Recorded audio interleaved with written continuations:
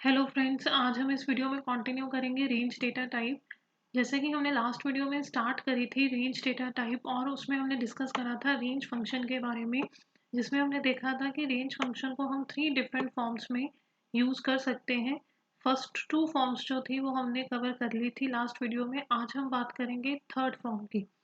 जैसे कि हमने फर्स्ट फॉर्म में देखा था कि रेंज फंक्शन जो है वो एक आर्ग्यूमेंट ले रहा है और वो आर्ग्यूमेंट रिप्रेजेंट कर रहा है एंड वैल्यू को, और जो एंड वैल्यू थी वो नॉन इंक्लूसिव थी कि एंड वैल्यू जो है जो हमारे नंबर्स जनरेट हो रहे थे उसमें इंक्लूड नहीं होती, और ये रिप्रेजेंट करती थी वैल्यूज फ्रॉम 0 टू n-1। इस फंक्शन के थ्रू जब हम एक आर्ग्यूमेंट देते हैं तो हमारे पास वैल्यूज जनरेट होती हैं फ्रॉम 0 टू n-1। ऐसे ही फॉर्म 2 में यहाँ पे हम बिगिन भी मेंशन कर रहे थे और एंड भी मेंशन कर रहे थे, और इस केस में जो नंबर्स रिप्रेजेंट हो रहे थे फ्रॉम बिगिन टू n-1, और एंड इस केस में भी नॉन इंक्लूसिव है। जैसे सपोज यहाँ पे मैंने एक एग्जांपल ली, मैंने रेंज ली 10 टू 20। ये मैंने सेकंड फॉर्म यूज करी है जिसमें मैंने बिगिन भी मेंशन करा है और एंड भी मेंशन करा है। और ये देखो यहाँ पे सीरीज प्रिंट हो गई, स्टार्ट हुआ है 10 से और एंड वैल्यू जो 20 है वो इन नंबर्स में इंक्लूड नहीं हुई। यहाँ पे लास्ट हमारे पास क्या है, 90 है। 20 minus 1 19, that is from begin to end. आज हम बात करेंगे थर्ड फॉर्म की। इसमें देखो जो रेंज फंक्शन है वो 3 आर्ग्यूमेंट्स ले रहा है, 3 आर्ग्यूमेंट्स ले रहा है, बिगिन एंड स्टेप। जो स्टेप है means difference between the numbers. जैसे यहाँ पे देखो ये हमने सीक्वेंस जनरेट करा है 10 टू 19। इस केस में क्या है, जो पहली 2 फॉर्म्स थी जो अब हमने कवर करी थी पहले फर्स्ट एंड सेकंड फॉर्म में, यहाँ पे हमने स्टेप नहीं मेंशन करा। फर्स्ट फॉर्म में सिर्फ एंड दिया है और सेकंड फॉर्म में बिगिन एंड एंड दी। जब हम स्टेप नहीं मेंशन करते हैं तो उस केस में बाय डिफॉल्ट जो स्टेप की वैल्यू होती है 1 होती है। यहाँ पे भी देखो इस सीक्वेंस में 1 बाय 1 जो है 1 से हमारी वैल्यूज इंक्रीमेंट हो रही है। 10 प्लस 1 11, देन 12, देन 13, ऐसे जो है हमारी वैल्यूज इंक्रीमेंट हो रही है। ये होता है स्टेप। वो कितना स्टेप ले रहा है, 1 ले रहा है। स्टेप की वैल्यू इस केस में क्या है, 1 है। अगर हम एक्सप्लिसिटली मेंशन करना चाहते हैं स्टेप, तो उस केस में हम फॉर्म 3 को यूज कर सकते हैं जिसमें हम बिगिन एंड के साथ स्टेप भी मेंशन करते हैं। अब ये जो स्टेप है ये पॉजिटिव भी हो सकता है, नेगेटिव भी हो सकता है। पॉजिटिव के केस में क्या होगा कि इंक्रीमेंट हो गई हमारी वैल्यूज, और नेगेटिव के केस में डिक्रीमेंट होगी वैल्यूज। ये जो तीनों आर्ग्यूमेंट्स हैं, all 3 arguments begin and step can be positive और नेगेटिव। स्टेप भी हमारा पॉजिटिव नेगेटिव हो सकता है, और बिगिन एंड जो है इसको भी हम पॉजिटिव या नेगेटिव ले सकते हैं। अगर मैं इसकी एग्जांपल लूँ, हम तीनों ही केसेस डिस्कस कर लेते हैं।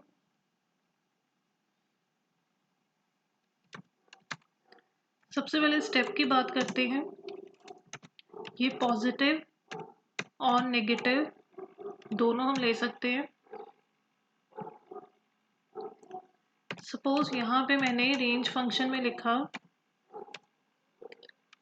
बिगिन मैंने लिया 10 और एंड 40, और स्टेप मैं ले लेती हूँ 5। अब इस केस में मैंने एक्सप्लिसिटली मेंशन करा है कि जो स्टेप है वो 5 होगा। अब इस केस में हमारे पास नंबर्स क्या जनरेट होंगे, स्टार्ट हुआ 10 से, देन अब इंक्रीमेंट करेगा किससे, 5 से। जो स्टेप है हमारा वो पॉजिटिव है, तो 10 प्लस 5 15, 20, 25, 30, 35 एंड देन 40। अब एंड वैल्यू तो हमारी नॉन इंक्लूसिव होती है। अब एंड हमारे पास क्या है, 40, तो 40 तो इसमें इंक्लूड नहीं होगा। तो हमारे जो नंबर्स जनरेट होंगे, जो सीक्वेंस हमारा जनरेट होगा वो ये होगा। इसका एक प्रैक्टिकल भी करके देख लेते हैं।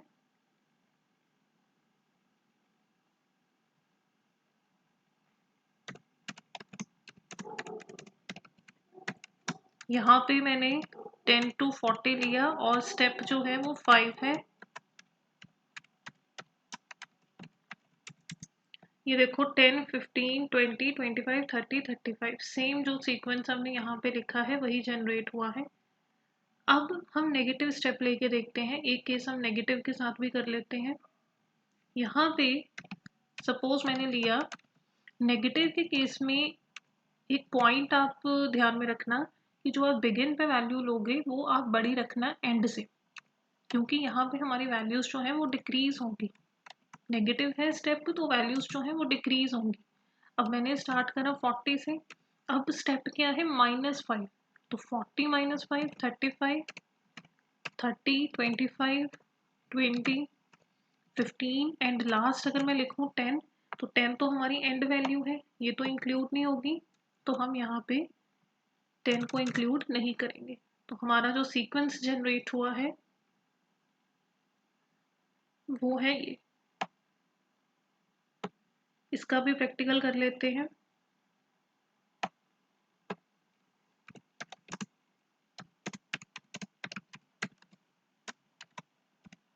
फोर्टी टू 10 मैंने रेंज ली और स्टेप मेरा है -5।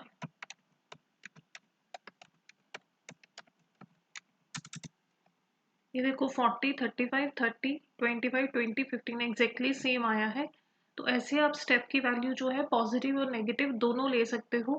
बट एक पॉइंट आप देखना कि यहाँ पे अगर आप नेगेटिव स्टेप लेते हो तो उस केस में बिगिन पे वैल्यू बड़ी रखना। अगर मैं यहाँ पे नेगेटिव स्टेप में बिगिन की वैल्यू छोटी ले लूँ तो होगा क्या उस केस में, जैसे सपोज मैंने लिख दिया 10 to 40, अब बिगिन पे वैल्यू जो है वो छोटी है एंड से, और बट स्टेप जो है वो मेरा नेगेटिव है।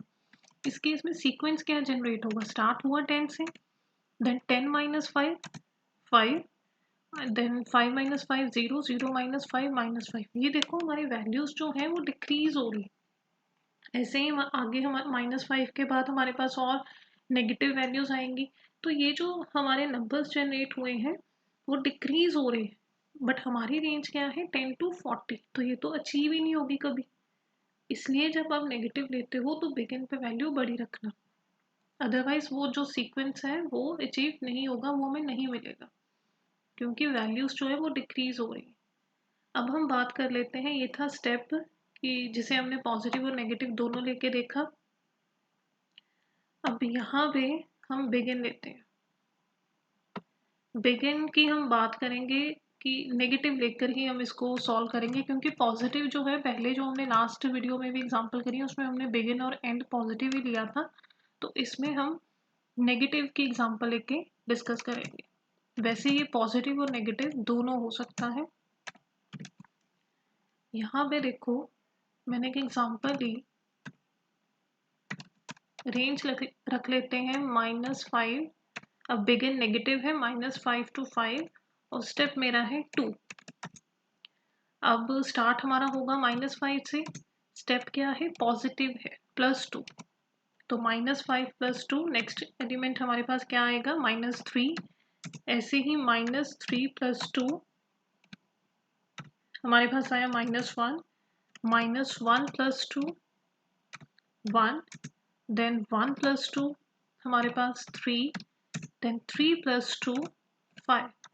बट 5 जो है हमारी एंड वैल्यू है तो इसको हम इंक्लूड नहीं करेंगे। तो हमारा जो सीक्वेंस जनरेट हुआ है वो हमारा आएगा -5, देन -3, -1, 1 एंड 3। ये हमारा सीक्वेंस जनरेट हुआ है इस केस में।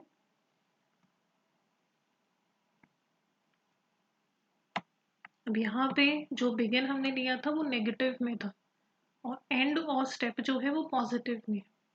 तो इसकी भी एग्जांपल कर लेते हैं।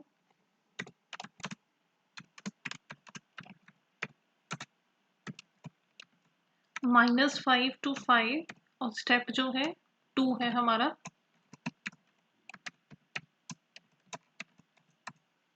ये देखो -5 -3 देखो एग्जैक्टली सेम आया है। तो ये हमारा सीक्वेंस जो है वो जनरेट हुआ है। इस केस में देखो एक पॉइंट कि यहाँ पे जो बिगिन पे वैल्यू है वो क्या है छोटी है और एंड पे वैल्यू जो है वो बड़ी है। बिगिन पे -5 है, एंड पे 5 है। बिगिन पे जो वैल्यू है वो लो है और एंड पे वैल्यू जो है वो हाई है। इट मीन्स जो हमारी रेंज है वो लो टू हाई है। इस केस में अगर हमारा स्टेप पॉजिटिव होगा तभी वो वैल्यूज लो टू हाई तक जा पाएंगे, इंक्रीमेंट होगी वैल्यूज।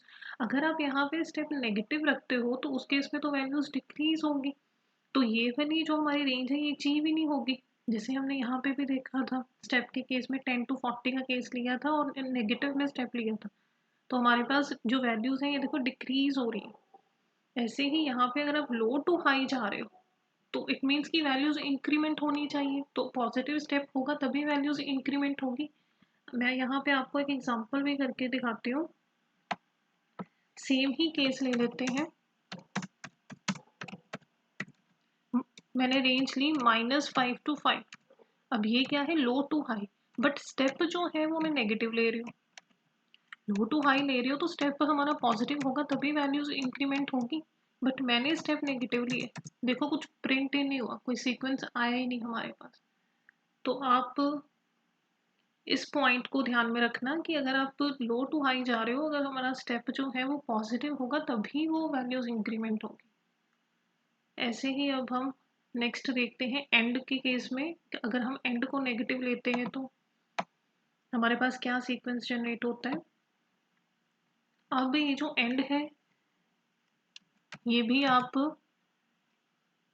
पॉजिटिव या नेगेटिव दोनों ले सकते हो। यहाँ पे मैं नेगेटिव ले रही हूँ, मैंने रेंज ली, ये हमारे पास आए। अब इस केस में देखो हमारे पास स्टेप क्या है, नेगेटिव, मैंने स्टेप लिया है नेगेटिव। ये तो वही केस हो गया जो हमने यहाँ पे डिस्कस करा था स्टेप के केस में, कि अगर स्टेप आप नेगेटिव रखते हो तो बिगिन पे वैल्यू बड़ी लेंगे हम और एंड पे छोटी। तो यहाँ पे भी यही केस हुआ, अगर स्टेप नेगेटिव है तो बिगिन पे देखो मैंने +5 रखा है और एंड पे मैंने -5 लिया है। अब यहाँ पे देखते हैं क्या सीक्वेंस जनरेट होता है। 5 से स्टार्ट हुआ, अब स्टेप क्या है, नेगेटिव है, -2 है। इस केस में क्या था, +2, हम 2 से इंक्रीमेंट कर रहे थे, अब ये क्या है, -2 है। 3 आया हमारे पास, 3 - 2, देन 1, 1 - 2, -1, देन -1 - 2, -3, एंड लास्ट हमारे पास -3 - 2, -5। अब -5 फिर से हमारी एंड वैल्यू है, ये तो इंक्लूड होगी नहीं, तो इसको हम नहीं इंक्लूड करेंगे। तो सीक्वेंस हमारा जनरेट हुआ है 5, 3, 1, -1 एंड -3।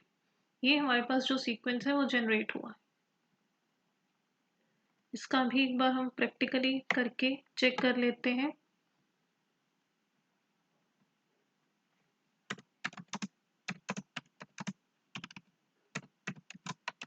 यहाँ पे हमने स्टार्ट लिया है 5 और एंड नेगेटिव में लिया है, और स्टेप जो है वो भी हमारा नेगेटिव में है। ये देखो 5, 3, 1, -1 -3 चेक कर लेते हैं। 5, 3, 1 देखो एग्जैक्टली सेम आया है। अब इस केस में देखो हमारी बिगिन पे वैल्यू हाई है और एंड पे लो है, तो हाई टू लो आप जा रहे हो। इस केस में अगर नेगेटिव लोगे तभी वैल्यूज डिक्रीज होंगी।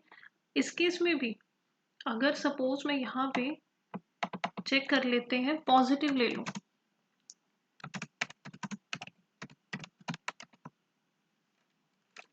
बिगिन एंड मैंने सेम रखा बट स्टेप मैंने पॉजिटिव ले लिया। ये देखो अब हम हाई टू लो जा रहे हैं, +5 से -5 है, बट हाई टू लो जा रहे हैं और स्टेप मैंने रख दिया पॉजिटिव, ये तो वैल्यूज इंक्रीमेंट होगी, तो वो हाई टू लो कैसे जाएगा, देखो कुछ भी प्रिंट नहीं हुआ। इसलिए यहाँ पे हमने क्या रखा था, नेगेटिव स्टेप लिया था कि अगर हम बड़ी से छोटी वैल्यू की तरफ जा रहे हैं नेगेटिव लेंगे तभी वैल्यूज डिक्रीज होंगी अगर नेगेटिव स्टेप होगा।